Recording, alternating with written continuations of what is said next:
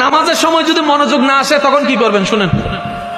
আল্লাহু আকবার। আপনি এখন ঢুকে গেছেন রবের দরবারে। শেষ ভালো যার সব ভালো তার আওয়াজটা একটু জোরে জোরে দেন না।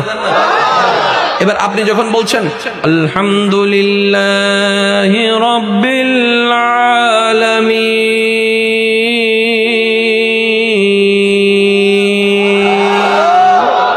তখন আপনি কিন্তু আপনার রবের সাথে কথা বলতেছেন। আপনি যখন বলেন আলহামদুলিল্লাহি রাব্বিল আলামিন, তখন আপনার রব কিন্তু উত্তর দেয় হামিদানি আব্দি। সেজন্য যখনই তেলাওয়াত করবেন একটু বিরতি দিয়ে দিয়ে করবেন, এইভাবে করবেন না আলহামদুলিল্লাহ রাব্বিল আলামিন রহমানির রহিম, না, এটা আদব নয়।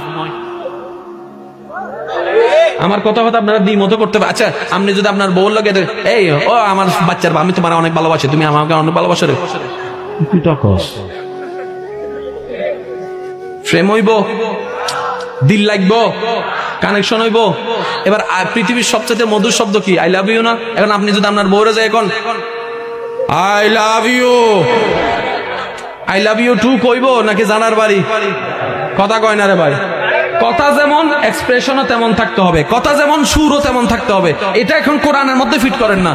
আলহামদুলিল্লাহি রাব্বিল আলামিন, সমস্ত প্রশংসা ও আল্লাহ তোমার। এবার আল্লাহকে একটু বলতে দেন না, এই ফেরেশতা দেখ আমার বান্দা হামিদানি আব্দি, কত সুন্দর করে প্রশংসা করতেছে।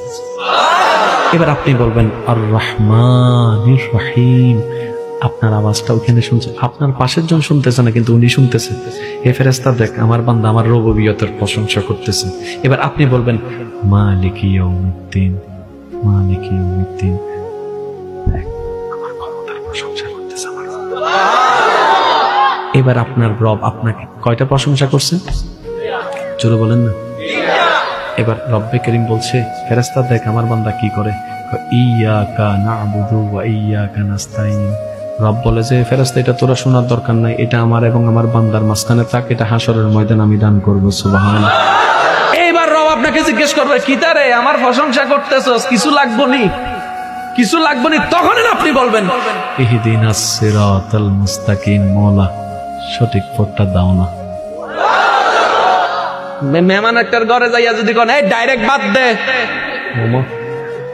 কথা নাই বার্তা নাই কিছু নাই, প্রত্যেকটা জিনিসের একটা সিস্টেম। আগে রবের প্রশংসা করেন, কারণ রব প্রশংসা শুনলে খুশি হয়, বেশি খুশি হয়।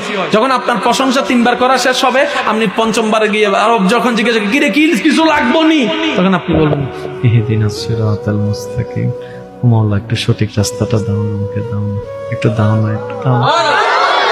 এবার মওলা আপনাকে জিজ্ঞেস করবে, একটু শুনেন, মওলা আপনাকে জিজ্ঞেস করবে কি রে তোর বন্ধু তো ফালসার চায়, তোর বান্ধবী তো আইফোন চায়, ওইতে তো ওইটারে ঘরের মাইয়া চায়, ওইতে তো বিদেশের ভিসা চায়, তুই এগুলা চাস না? তখন আপনি বলবেন মওলা যতদিন বোকা ছিলাম দুনিয়া খুঁজেছি, তাই পেয়েছি, হারিয়েছি কুয়াশার মতো, আর আমি আজকে থেকে মওলা বুদ্ধিমান হয়েছি, তাই দুনিয়া চাই না, তোমাকে চাই, তোমাকে চাই, তোমাকে চাই, তোমাকে চাই, তোমাকে চাই। রব জিজ্ঞেস করবে কিরে বান্দা সব ফেলে আমাকে চাস কেন? আপনি বলবেন মওলা ওইটা পাইলে ওইটা পাবো না, ওইটা পাইলে ওইটা পাবো না, আর আমি বুঝতে পেরেছি তোমাকে একবার পেয়ে গেলে সবকিছু আমার পাওয়া হয়ে যাবে। সুবহানাল্লাহ। যে জান্নাত সবাই খুঁজছে ওই জান্নাত আমি খুঁজি না, ওই জান্নাত আমার দরকার নাই। রব জিজ্ঞেস করবে কেন তুই চাস না, জান্নাত খোঁজাস না? আপনি বলবেন মওলা তুমি যার হয়ে যাও, জান্নাত তার পিছনে পিছনে হাঁটতে থাকবে। সুবহানাল্লাহ।